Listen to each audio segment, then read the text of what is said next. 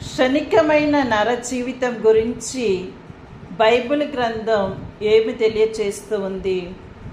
ఈ సత్యాన్ని విశదం చేయటానికి ఎన్నో రకాల ఉపమానాలు మనకు బైబిల్లో తెలియచేయబడుతున్నవి.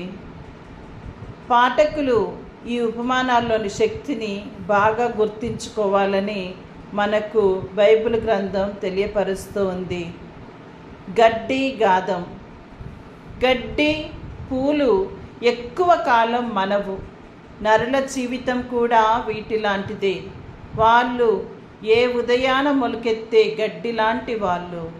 అది వేకువనే ఎదిగి పూలు ఇస్తుంది, సాయంకాలం వాడి ఎండిపోతుంది అని కీర్తనకారుడు 90వ అధ్యాయము 6వ వచనంలో, నరులంతా గడ్డి వంటి వాళ్ళు పిచ్చి మొక్కలు పూచిన పూల కంటే ఎక్కువ కాలం మనలేరు.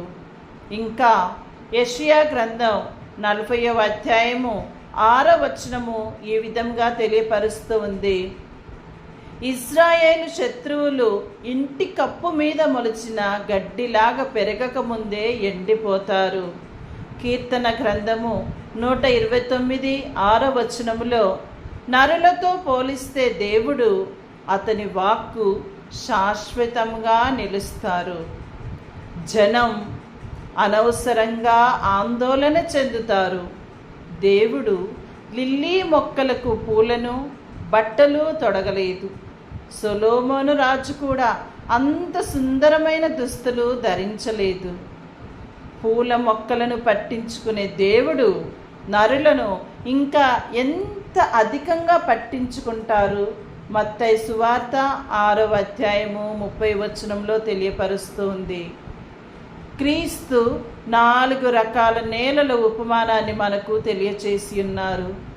రాతి నేలలో పడిన విత్తనాలు మొలిచి వేరు లేనందున వెంటనే ఎండిపోయాయి. ఇలాగే మన యొక్క జీవితంలో కూడా దేవుని వాక్కును విని కూడా వెంటనే మర్చిపోతామని మత్తయి సువార్త 13వ అధ్యాయము 21వ వచనంలో, ఈ లోకాలన్నీ కూడా నరులు గట్టి గాదంలాగా స్వల్పకాల జీవులని మనకు తెలియచేస్తూ ఉన్నవి. ఇంకా 3 రకాల నేలలు ఉన్నవి. వాటిని వచ్చేటువంటి నెక్స్ట్ వాక్యంలో వినటానికి ప్రయాసపడదాము. మన యొక్క జీవితము చాలా చిన్నది కావున దేవుని మీదనే మన ధ్యాసను, మన దృష్టిని పెట్టి